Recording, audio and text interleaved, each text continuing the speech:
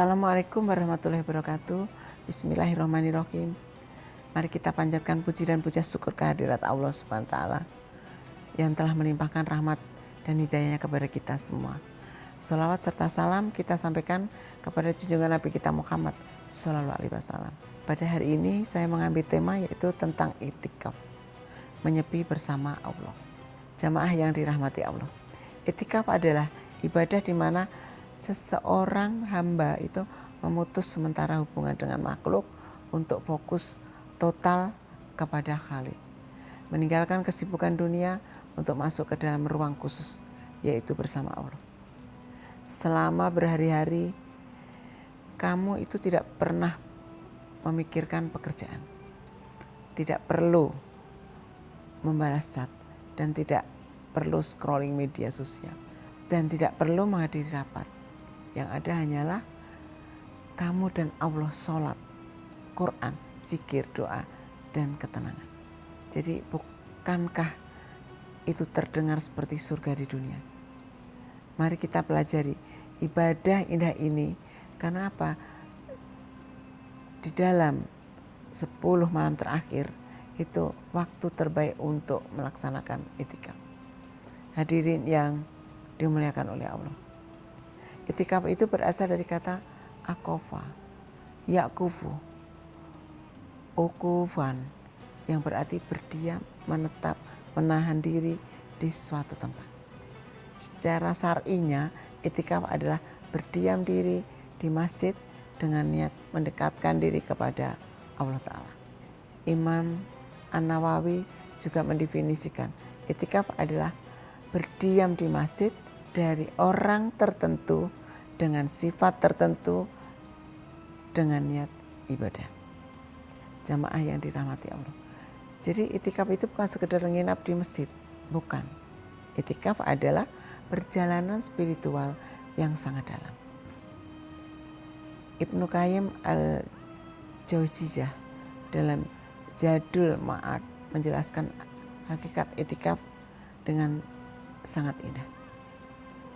Karena apa? Untuk mengumpulkan hati untuk Allah, menyendiri bersamanya, memutus kesibukan dengan makhluk dan sibuk dengannya semata. Sehingga apa? Seluruh pikiran kita, lintasan hati dan bisikan jiwa itu tercurah hanya untuk Allah, mengingatnya dan segala hal yang mendekatkan kepadanya. Subhanallah, betapa indahnya gambaran ini.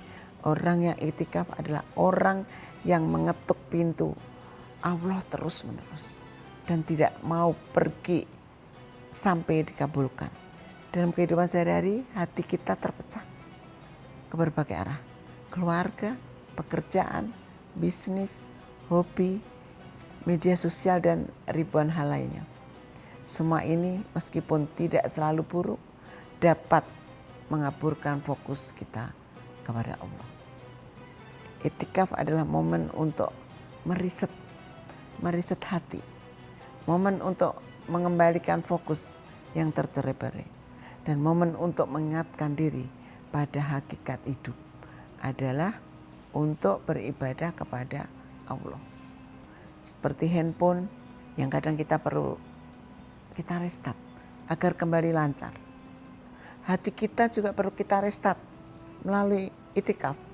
Jamaah yang dirahmati Allah. Jadi itikaf adalah ibadah yang memiliki landasan kuat dari Al-Quran dan As-Sunnah. Dalil dari Al-Quran, Allah berfirman, wala tubasiruhuna wa antum akifuna fil masajid. Dan janganlah kamu campuri mereka, istri-istrimu ketika kamu sedang beritikaf di masjid. Quran surat Al-Baqarah ayat 187. Jadi ayat ini apa? Turun dalam konteks ibadah puasa Ramadan, menunjukkan bahwa itikaf memang sangat erat kaitannya dengan bulan Ramadan. Allah juga berfirman tentang Masjidil Haram, wa aidatna ila Ibrahima wa Ismaila tohiran baitiya lida'ifina wal akifina warukna isjudud. Dan kelak kami perintahkan kepada Ibrahim dan Ismail, berikanlah rumahku untuk orang-orang yang itikaf. Dan yang itikaf orang yang rukuk dan yang sujud. Quran surat Al-Baqarah ayat 125. Jadi ayat ini menunjukkan bahwa itikaf itu sudah ada sejak zaman Nabi Ibrahim. Kemudian ini juga adalah ibadah yang sangat tua dan mulia. Dalil dari As-Sunnah, Aisyah radhiyallahu anha meriwayatkan,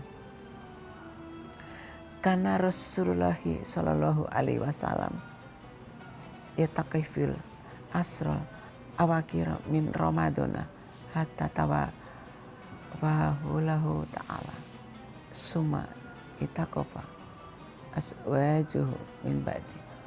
Rasulullah sallallahu alaihi wasallam selalu beritikaf di 10 hari terakhir dalam Ramadan. Kemudian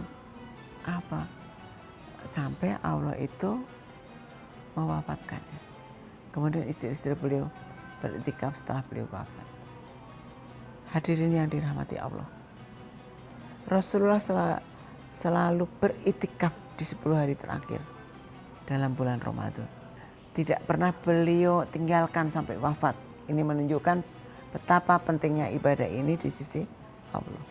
Dalam hadis lain dari Abu Hurairah, karena Nabi sallallahu alaihi wasallam yatakafu fi kulli falamin kana al-amu alladhi kubida fihi itakafa isrina yauman.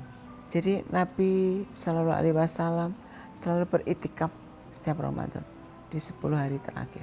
Ketika tahun di mana beliau wafat, beliau beritikaf selama 20 hari. Subhanallah. Di tahun terakhir hidupnya Rasulullah melipat gandakan itikafnya menjadi 20 hari. Seolah beliau tahu ini adalah Ramadan terakhir, maka beliau ingin memaksimalkannya. Hadirin yang dirahmati Allah, para ulama sepakat bahwa itikaf hukumnya adalah sunnah muakkad, terutama di 10 hari terakhir itu. Jadi Ramadan ya itu bukan hanya kita bersenang-senang ya, tetapi kita harus banyak berdoa. Bahkan sebagian ulama juga mengatakan dia menjadi sunnah kifayah. Jika tidak ada seseorang pun yang iktikaf di suatu negeri, mereka semua berdoa. Iktikaf bisa menjadi wajib jika seseorang bernazar untuk melakukannya. Kemudian salah syarat iktikaf yaitu Islam. Yang kedua berakal, maksudnya tidak gila ya. Kemudian saya lanjutkan lagi hadirin yang dirahmati Allah, yaitu tentang berdiam di masjid dengan niat iktikaf. Hanya itu, tidak ada ritual khususnya yang wajib dilakukan. Para ulama berbeda pendapat. Pendapat yang paling kuat adalah iktikaf boleh dilakukan di semua masjid yang ditegakkan sholat berjamaah di dalamnya. Demikian yang dapat saya sampaikan. Akhirul kalam, wassalamualaikum warahmatullahi wabarakatuh.